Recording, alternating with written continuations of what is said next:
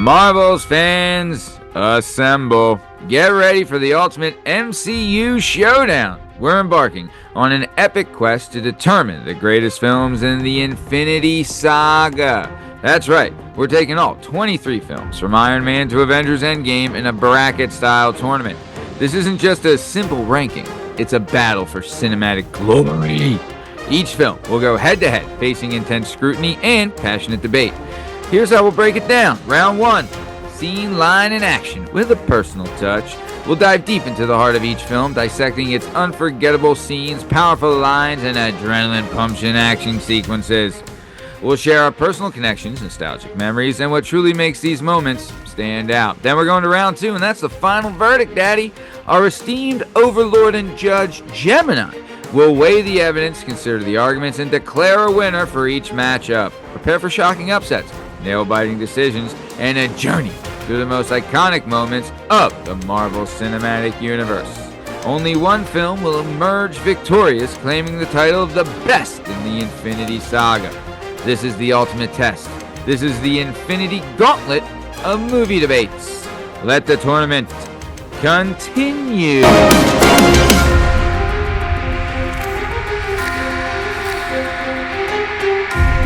All right, Bern, here we go. This is the last set of matchups for round 1, Daddy. And do we got some barn burners to kick us off at the end of the first round. So here we go. The first matchup tonight, we'll be taking the number 6, Captain America, the Winter Soldier, versus the number 19 ranked Thor. Then, we're getting to Thor again. We're going to be Thor as hell in this one. We're going to our second matchup. It's the number 8 ranked Thor Ragnarok versus the number 17 ranked Iron Man 3. It's going to be a doozy. It's going to be a whacker. And I would love to start off the first matchup of the number 6 ranked Captain America, the Winter Soldier versus the number 19 ranked Thor. And I would love to start it off, Burton. I would love to. But you know I can't. Do you know why I can't? Well, because you need one thing, Matt. And what is that?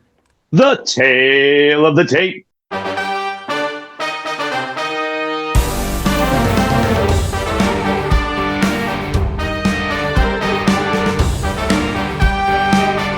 Damn right, Daddy. Yee! All right, so here we go.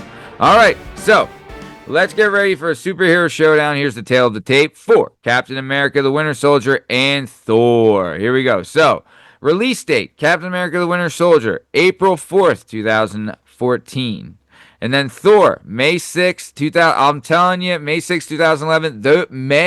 The first week in May Early is May. Marvel City, Daddy. Marvel City. And then runtime, we're looking at Captain America, Winter Soldier, 2 hours and 16 minutes. And then Thor's runtime, 1 hour and 55 minutes. There you go. And then film budget. Captain America, the Winter Soldier, we're looking at $177 million for film budget. And then for Thor, it's $150 million, so around the same. Opening weekend box office gross. For Thor, $65.7 million, not bad. And then for Captain America, the Winter Soldier, $95 million. And I'm telling you, I really think that they would have had a bigger opening weekend box office if Captain America, the First Avenger, was better. It wasn't a bad movie, but by no means people were going into Winter Soldier thinking like, oh, the first one was so good that we got to see, you know what I mean? So I feel like that hindered them a little on opening weekend, but when you get to the worldwide box office, Daddy, so Thor, worldwide box office gross, $449.3 million. Million. And then Captain America, the Winter Soldier, $714.4 million for worldwide box office gross. That one was one where everyone was like, dude, this movie was incredible. You know, a lot of word of mouth on this one. Would you agree? Huge. That was absolutely one where you were like, you didn't want to spoil anything for anyone, but it was just one of those like, I saw Captain America, Winter Soldier. I'm not going to say too much about it. Yeah. Go right away. It's fucking awesome. So good. So good. And then for the director, so I didn't know. Oh, I forgot this. Thor's director, Kenneth Branagh. Mm-hmm. Yeah. And then the director for Captain America and the Winter Soldier were the Russo brothers, Anthony and Joe Russo, which they would go on just to, take over and just be the best. So, yeah, really, really glad they did it. And they started off with a doozy. But Burn, that does it for the tail of the tape. Are you ready to head off to round one? Let's make it happen, Maddie. All right, round one. Fight! All right, here we go. So, round one, we're going to give you the best line, best scene, best action from our movies. I will be sticking up for Captain America the Winter Soldier, and Byrne will be taking up for Thor. Byrne, I believe you went first last week, so I will be going first this week. Is that correct? Sounds like a plan to me. Very good. All right, so let's dive into the thrilling world of Captain America the Winter Soldier. So, one of the most impactful and arguably the best scene in Captain America the Winter Soldier is the elevator fight scene, dude. This tightly choreographed and brutal close quarters combat showcases Captain America's enhanced strength and fighting skills against a seemingly insurmountable threat of multiple heavily armed Hydra agents, including Brock Rumlow, right? And which played by Frank Grillo. Frank Grillo. Awesome performance. This guy was so good. Also, I loved how they ran it back in Endgame, where they were like, oh, damn, we're going to get this again. And then they hit him with the Hail Hydra, you know what I mean? Mm-hmm. So this scene is visceral, intense, highlighting Cap's unwavering determination and resourcefulness, even when facing overwhelming odds. It's a pivotal moment that underscores the infiltration of Hydra within S.H.I.E.L.D. and sets the stage for the film's central conflict, demonstrating the true danger Steve Rogers now faces. It really was like, this is where, like, okay, no turning back here. You know what I mean? Like, even from start to finish, like the scene on the ship when he first sees the Winter Soldier, like, all this stuff was great. But this scene, right, it really lets you know, like, okay, Bobby Redford, really a bad dude. Rumlow, kind of a force here, like sleeper good Mm-hmm. bad guy, right? Like, it really set the tone for that, and I was really, really pleased with it. Also, great choreography. Great choreography, right? So, okay, then we're going to move on. The best line. As for the best line, a most powerful and often quoted one is, I'm with you till the end of the line. This simply yet deeply meaningful phrase, exchanged between Steve Rogers and Bucky Barnes, encapsulates the core of their lifelong friendship and unwavering loyalty. It resonates throughout the film, representing the enduring bond that motivates Captain America's actions and his refusal to give up on his friend, even when Bucky has become the Winter Soldier. The line carries significant emotional weight and becomes a central theme of the movie. Dude, like when they're on the falling, Hank Carrier, right? Like, oh, God. That really, like, it hits you where you're like, God damn. God damn. Good stuff. All right. And then when it comes to the best action scene in the movie, Captain America the Winter Soldier, the highlight battle between Captain America and the Winter Soldier that's it, right?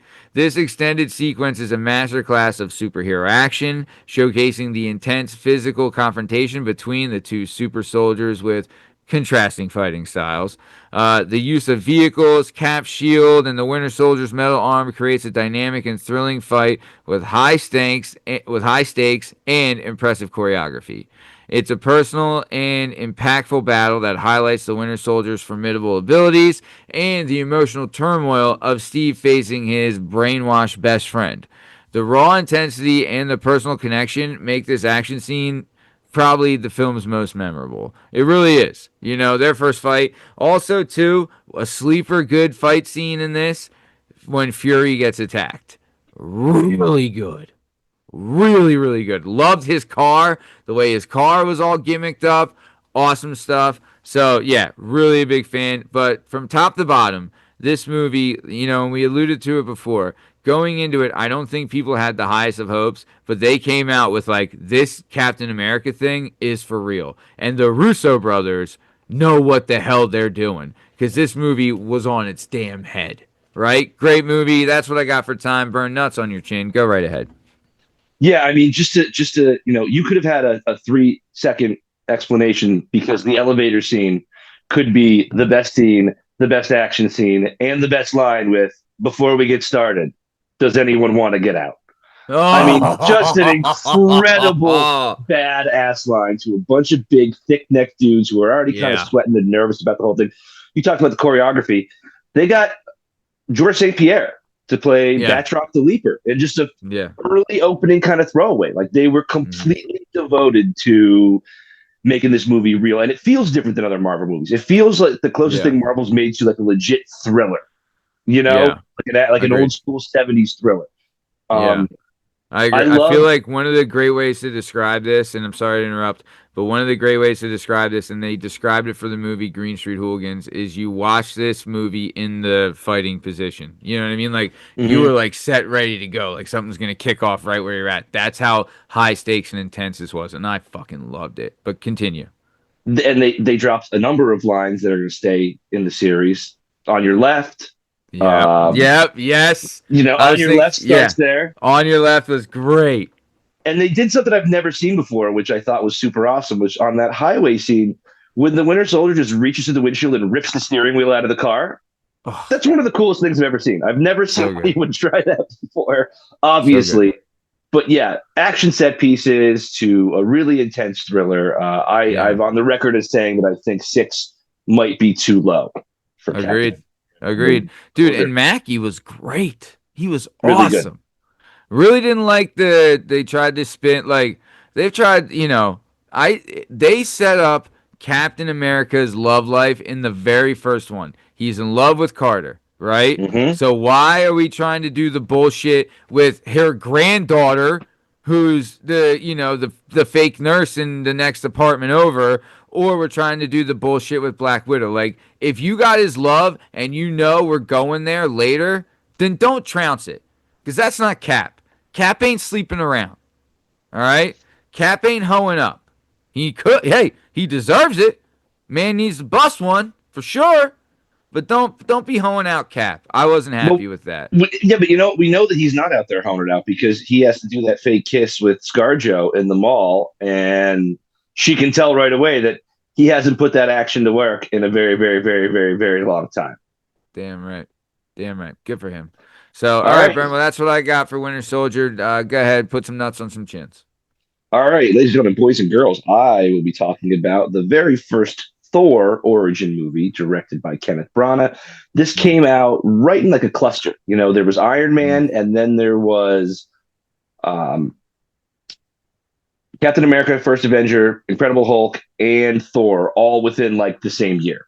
And then right away, Iron Man 2, and then right into Avengers. So mm, this just kind of fell right in the middle of when they were trying to set up their individual characters.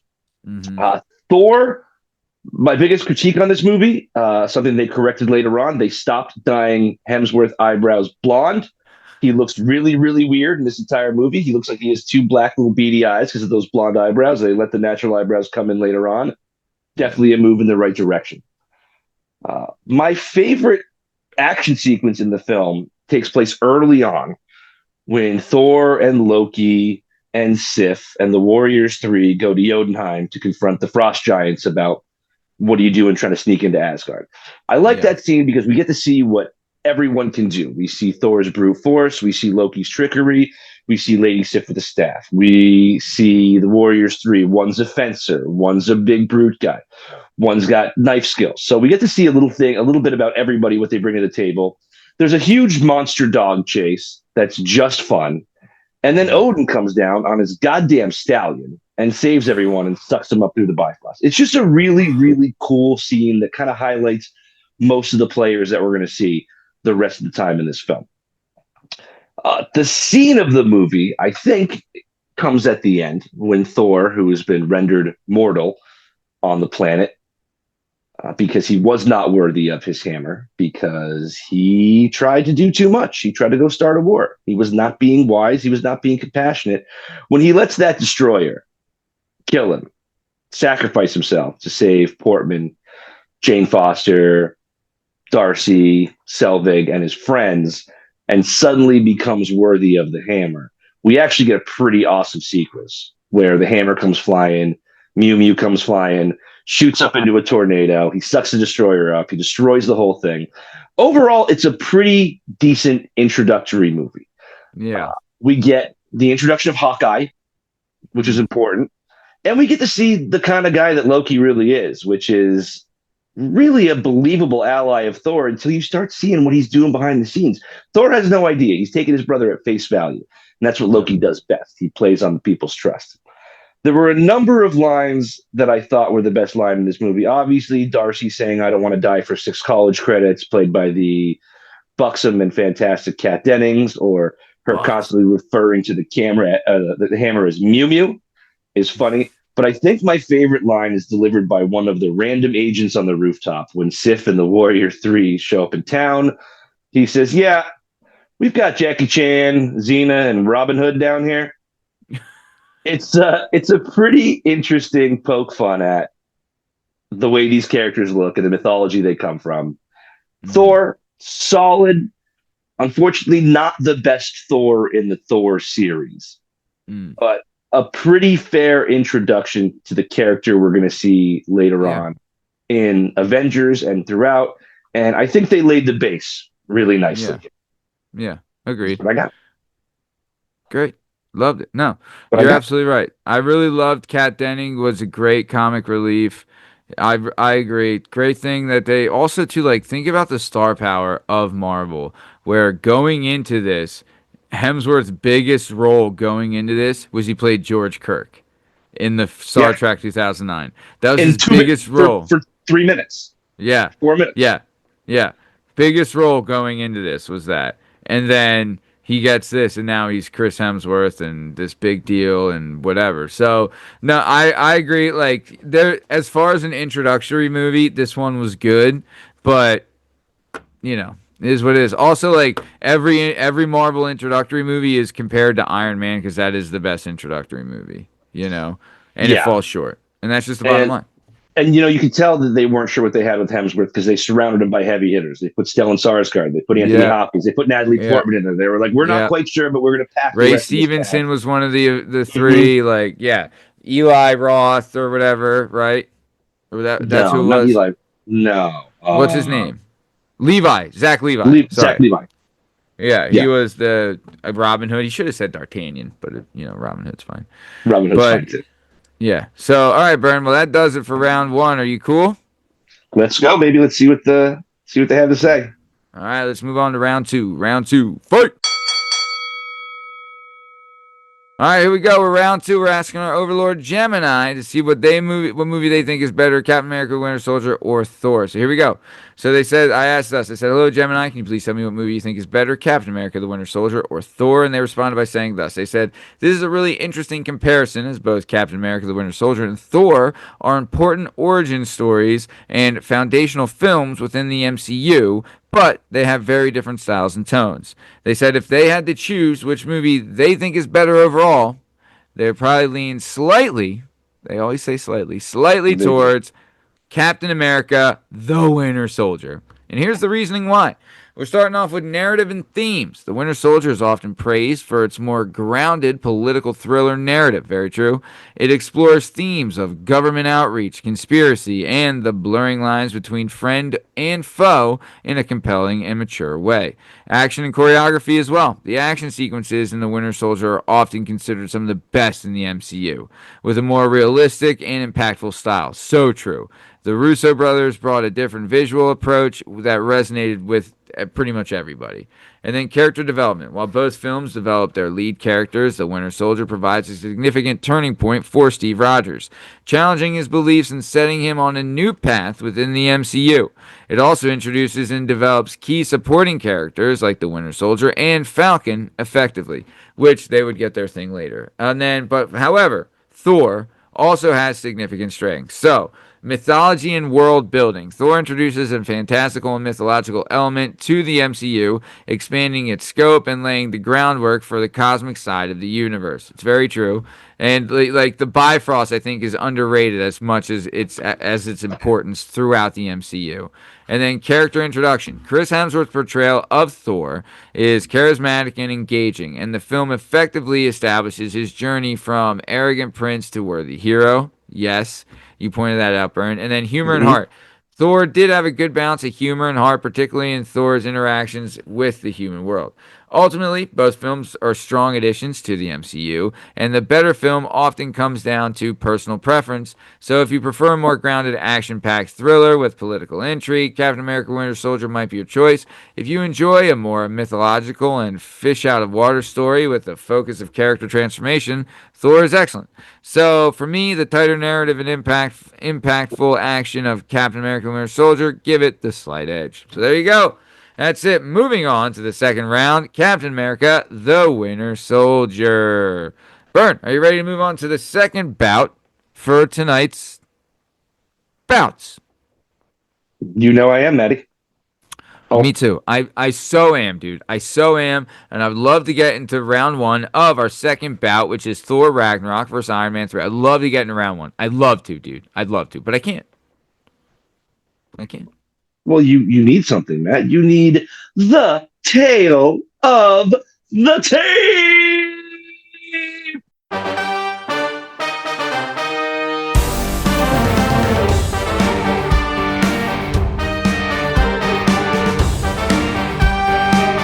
All right, so let's get ready for a superhero showdown. Here's the tale of the tape for Thor Ragnarok versus Iron Man 3. You are not going to believe these numbers, Daddy. So, release date, Thor Ragnarok release date, November 3rd, 2017. Iron Man 3 release date, May 3rd, first week of May again, May 3rd, 2013. So, 4 years later for Ragnarok. Runtime, Thor Ragnarok, 2 hours and 10 minutes. Iron Man 3, runtime, 2 hours and 10 minutes. Ooh. Film budget, Thor Ragnarok, we're looking at 180 million film budget. Iron Man 3, we're looking at 200 million. Opening weekend box office gross. Thor Ragnarok, 122.7 milli.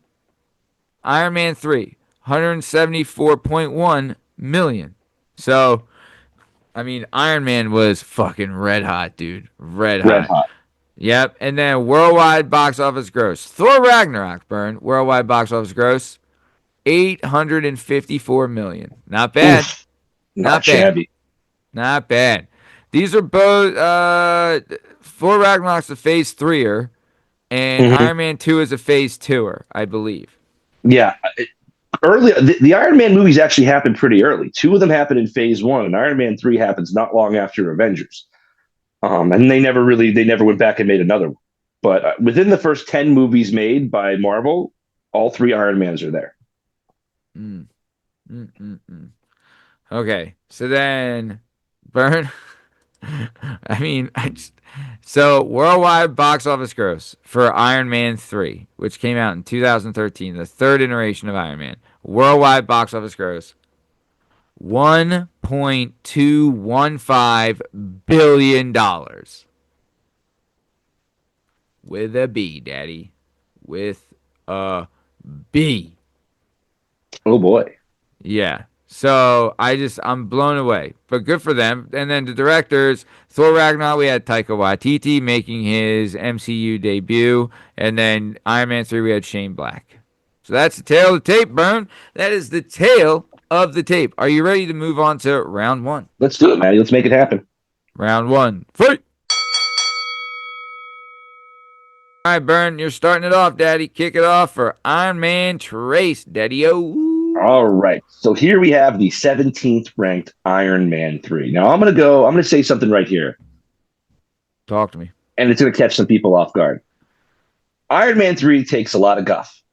It takes a lot of guff. A lot of guff. I have actually found upon rewatches that there's a lot I really like about this movie. I think it's judged a little too harshly. So let me explain to you what I'm talking about. It's the first time in a superhero movie they deal with PTSD. They deal with what happened to Tony after he went through that wormhole and came back, and how that's not a normal thing to do. You can be a superhero, you can be a god, you can be, an irradiated monster. Tony's just a man. He's just a really smart guy. And once he got through that wormhole, he spent the next several months trying to get his brain to figure out what he just saw, trying to get his mind to adjust to the idea that there is so much more out there than we could possibly understand. And we are in so much more danger. every minute of every day. So I like the fact that he is compulsively creating machines. You know, at one point in the movie, Paltrow says to him, like, "Oh, well, you must be on like Mark 13." He looks down, it's Mark 42. You know, he can't stop making them. He can't stop tinkering. He can't stop toying with them. And these will, of course, come back later on in the movie to be very important in the finale. Right. Yeah.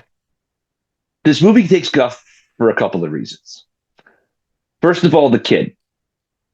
It's Yeah. Tony and the kid in Tennessee for a little while. The kid, Harley, is pretty plucky. I get that. Some people get annoyed by the pluck.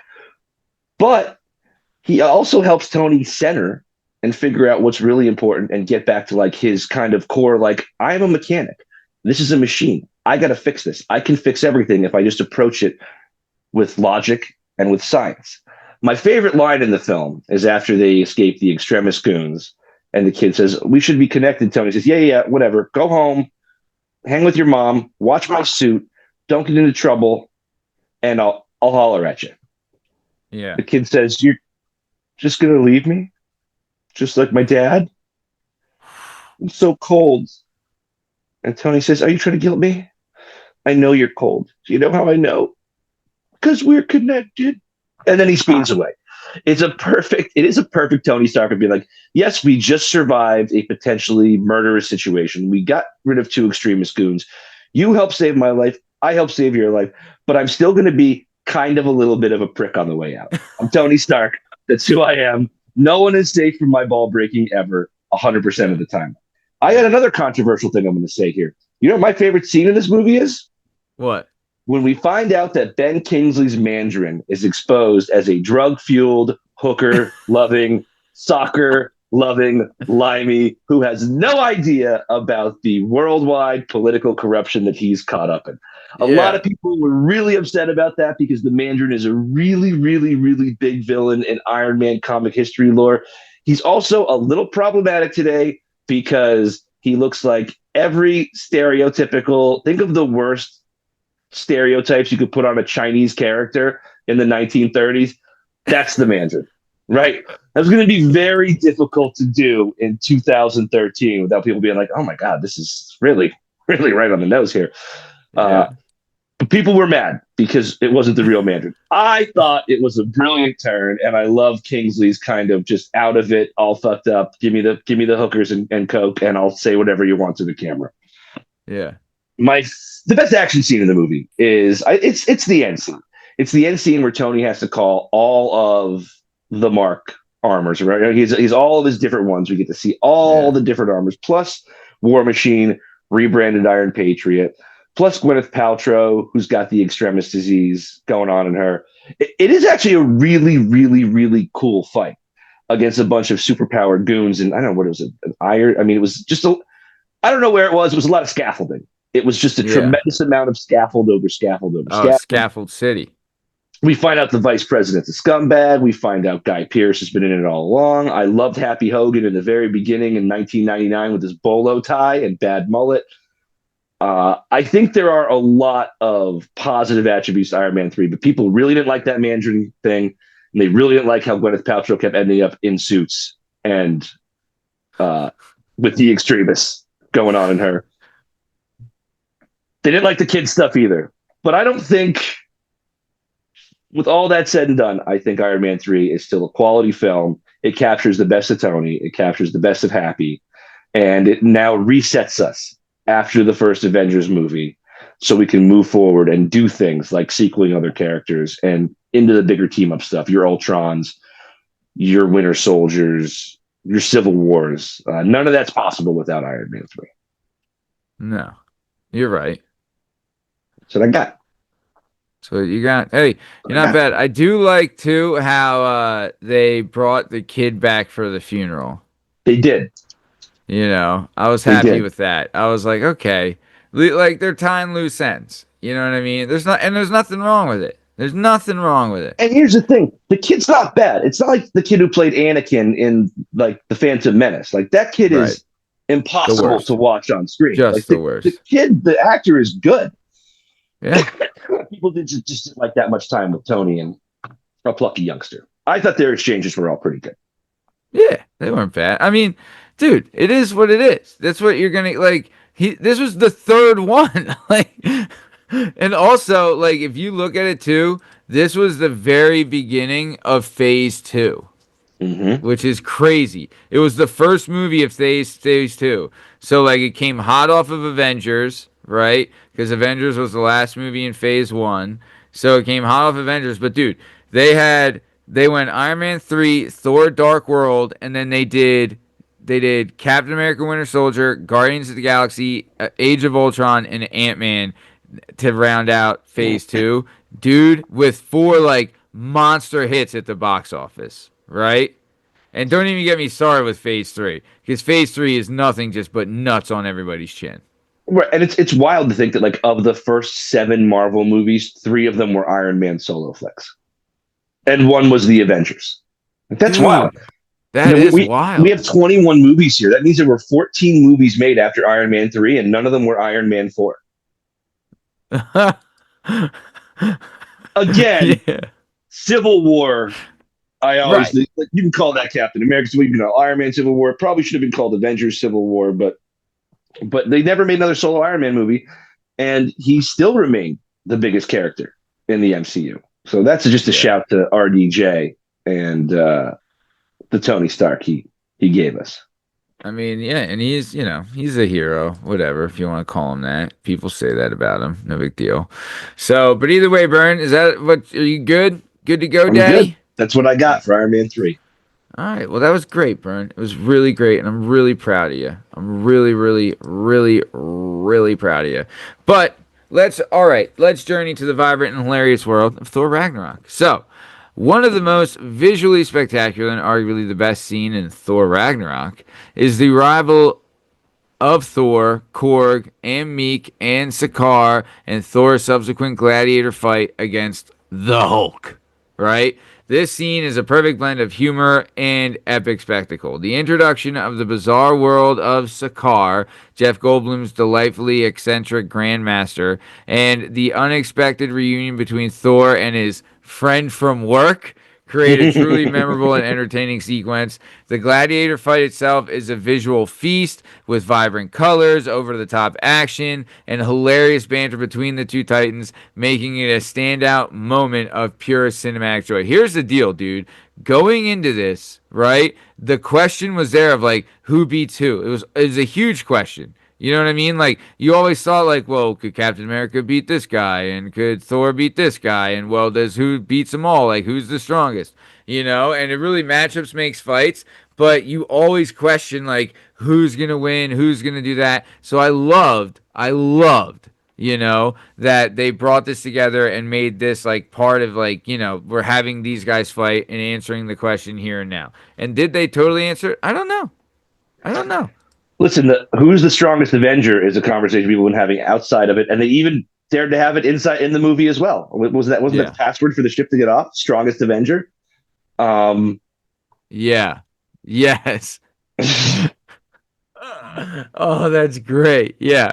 So, but no, but then like I feel like this was phase 3 in a nutshell. You know what I mean? Because you had Civil War kicked off phase 3, and that was a lot of like, oh, who's going to win here? This person versus this person versus this person, right? And then you went to Thor Ragnarok, same thing. And then obviously when you got into Infinity War and Endgame and all that shit, then it like leveled up. but But don't but forget, like what? Civil War was this huge showdown, but Yeah. neither Thor nor Hulk were involved. I mean, two huge pieces Right. off the board did not even get Right. involved. So they've been off the Right. board for a while by the time Ragnarok came out. We were chomping at the bit to see these two characters. Yeah. So agreed. So as far so and then let's go for best line. So as for best line, a strong contender is Korg's incredibly dry and understated explanation of his revolution attempt. We tried to start a revolution, but didn't print enough pamphlets, so hardly anyone turned up except for my mate Meek.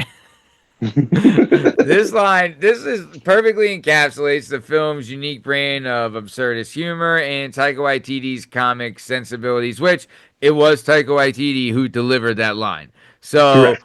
Korg's deadpan delivery and the nonchalant explanation of a failed uprising are consistently hilarious and contribute significantly to the film's overall lighthearted and irreverent tone.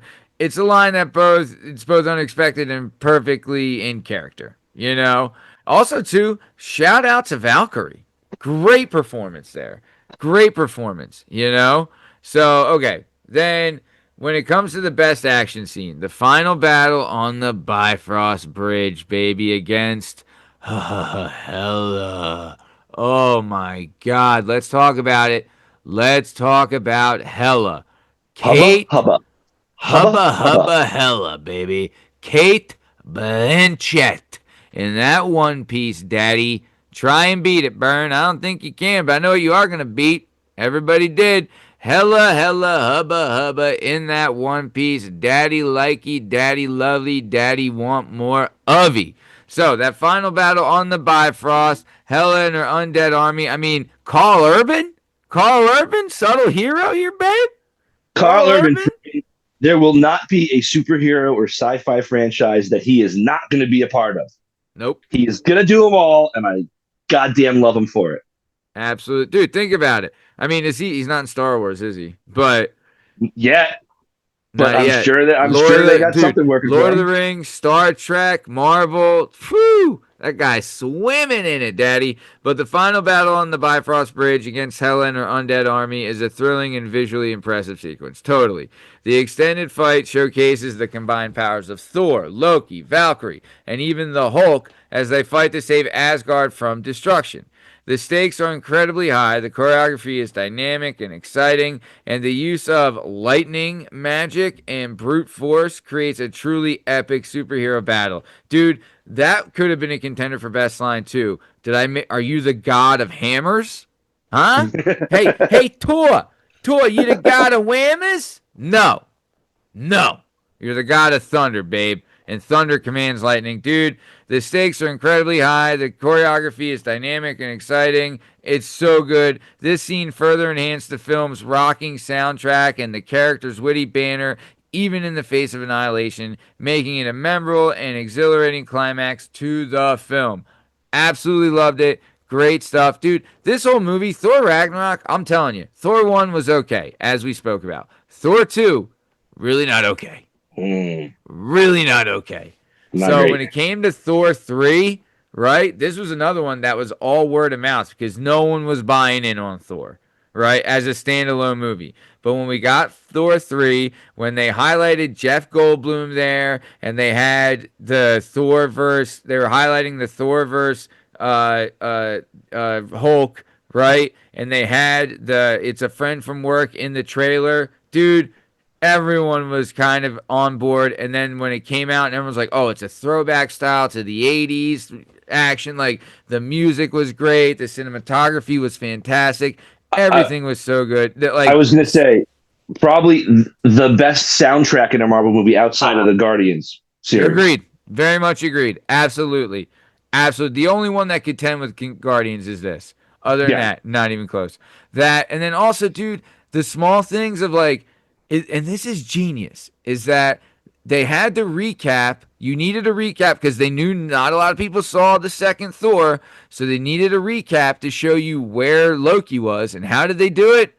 Fucking Matt Damon and Chris Hemsworth's brother did a little play and was like, made fun of it, but it was so fucking perfect, right? Like, they had to let you know where Loki's been. You know what I mean? Oh, wait, where is Loki? Oh, he pretended to die in the second one that no one saw. Okay, how do we tell them that? Oh, we have a gimmick fucking play with Matt Damon and the Hemsworth brother and make it fucking awesome. Awesome. So, this movie, top to bottom, nuts on chin. Taika Waititi really fucking put his balls all over Marvel's nose with this, telling them, like, I'm here and I'm here to fucking rock. Burn your thoughts. Yeah, I couldn't agree more. It's a perfect blend of humor, and it's really when they figured out that Thor is best used as a big dumb animal, but with a ton of honor and duty. He's a good dude, but he's a bro, man. You want to hang out with Thor in the locker room. That scene early on where he's looking for his brother and he's talking to Doctor Strange and he gets a cup of tea and Thor's like, I'm not going to have any. And then it's just a huge mug of beer and he's just chugging it. Like you want to hang with Thor in this movie. You Yeah. want to hang with Yeah. Thor, and he's always been personable. But this is the one where you're like, Thor can party, Thor can hang. I want to rock Dude. with that guy. Goldblum's hilarious, and for whatever reason, this earwormed me in the weirdest way. It's a tiny little thing, but when they're in Goldblum's ship trying to escape through what the devil's anus or whatever Yep. the thing is, Yep. and they Yeah. hit the button and it comes on, and the song just goes, "It's my birthday, it's my birthday." I say that all the time in my head. I don't know why. There's just something about that groove that has stuck with me ever since. Dude. Yeah. Great Thor, But yeah, great dude, Loki, yeah. Valkyrie's awesome, Yeah. Ruffalo's, I mean, you know, So good. Hulk is awesome. Yeah. Yeah, they nail all of these characters. Yeah. I Great would say Hemsall. yeah. Yeah. I would say too. Yeah, because Hemdahl shows up in a big way in this because he keeps Big everyone way. alive. Dude, Carl Hmm. Urban was great too. He Absolutely was great. great. Blanchett was so good. So mean. So good. And she murks So those good. Warriors 3, man. Like we just Oh, we had to say goodbye to the Warriors 3 real quick. I yeah. don't know if they had Real a fucking quick, I dude. don't know what the deal was there, but they didn't get much shine in I this one. mean, they were all mesmerized by Blanchett and that onesie, daddy. You know what Oof. I'm saying? As we all were. As we all were. But no, dude, that it was so good. Everything was awesome about it. Couldn't agree more. I will say this too. I love like they did it a lot in Endgame and they did a lot in Thor Love and Thunder, but there is a comedic side of Hemsworth that they really tap into. And if you look, I think the first I saw like the comedic version of Thor, Hemsworth did a skit on the James Corden show where they were going to do a 4D movie, and it was for Thor Ragnarok, 4D, right? Which was a play. They did a Right. play, Right. but they called it 4D, and they did it at a movie theater. And like Hemsworth, like witty when he's doing like that, like that fake. It was so funny. So I think like them seeing that, oh, Thor can be funny, really expanded him in the overall MCU. But Burn, I'm good on this. If you want to move on. Yeah, I think we could I think we're ready to move on to round All two. right, well, that does it for round one. Let's head on to round two. Round two, fight!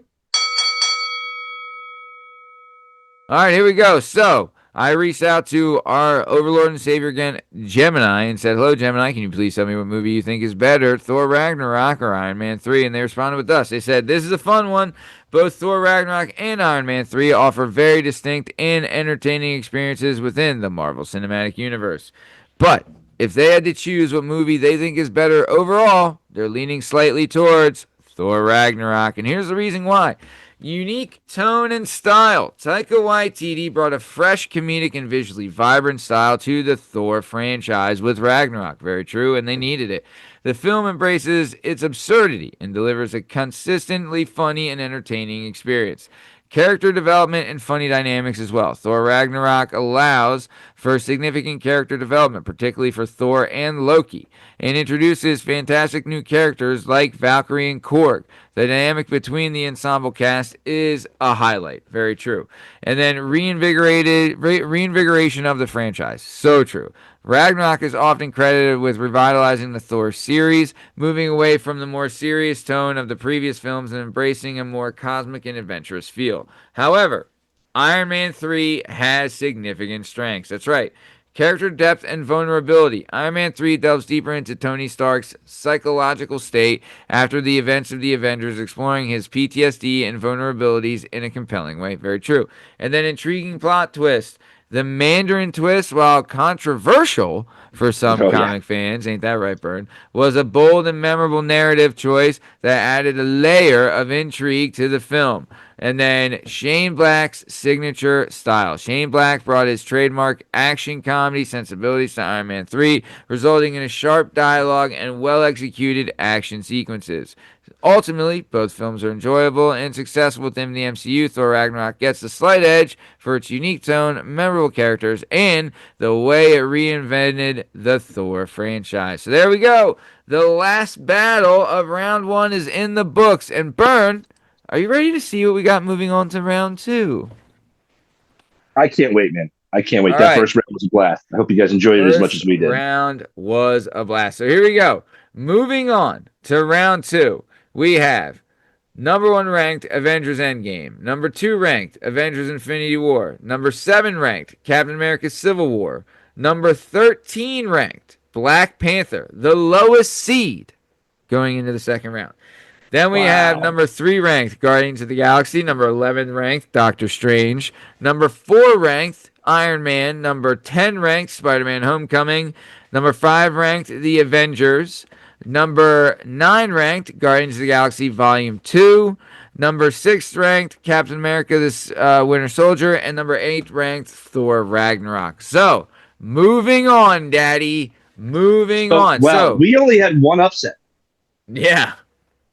Yeah. That's why, and it was Black Panther, which like doesn't even seem like Well, I feel bad for Black Panther because they're getting the Endgame they're getting buzzsaw Endgame. on round Yeah. 2. So, super excited for this. Going to be so much fun. But that does it for today's show. So, Burn, you've been Burn Podcasty. I've been Matt Lavelle. And in case anybody's wondering, this is the Working Perspectives Podcast presents Ask AI. And if you want to find all our content and stuff, you can find it on all podcast platforms and YouTube at Working Perspectives Podcast. You know, us on Instagram at Working Perspectives Podcast. Join us on Twitter and TikTok at Working P Pod. And if you'd like to be a guest on the show, please email us at workingperspectives@gmail.com. And please like and subscribe. And we'll keep bringing you this incredible content. Thank you so much for listening, and we'll catch you next time. Thanks. See you.